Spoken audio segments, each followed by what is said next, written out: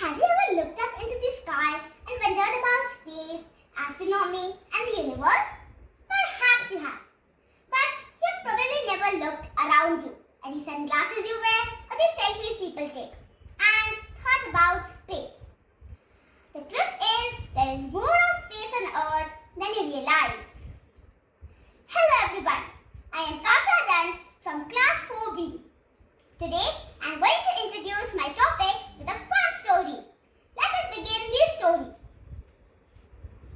Hello, I am a living spirit who floats in space 24/7.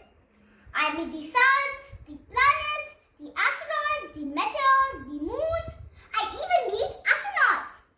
Astronauts who live in space even though for some time, or astronauts who just peep in. I meet them all. One day, I was just walking, gliding beside all the planets in the solar system. When I was saying hola to Sir Neptune, an astronaut came swimming, in air of course, towards me. He said, panting, "Lady, please help us. 1 second, let me take a breath." He took a deep breath and then continued, "Okay, now I can tell you. We have a problem. There is no food we can eat which does not get ruined in space. Whichever food does not get ruined in space, that is not healthy. Please give us a suggestion of what we should eat in space which is healthy and does not get spoiled." Of course, I glided and began to think. Suddenly, an idea clicked in my mind.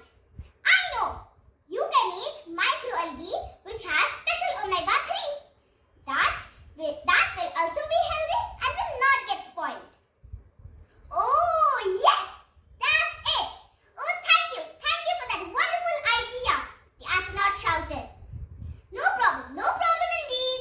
I am happy to be of use," I said, beaming. Thus, that introduces us to what astronauts ate in space. Let us see how it also helps us on Earth. Have you ever been caught red-handed with your fingers in a jar of baby food?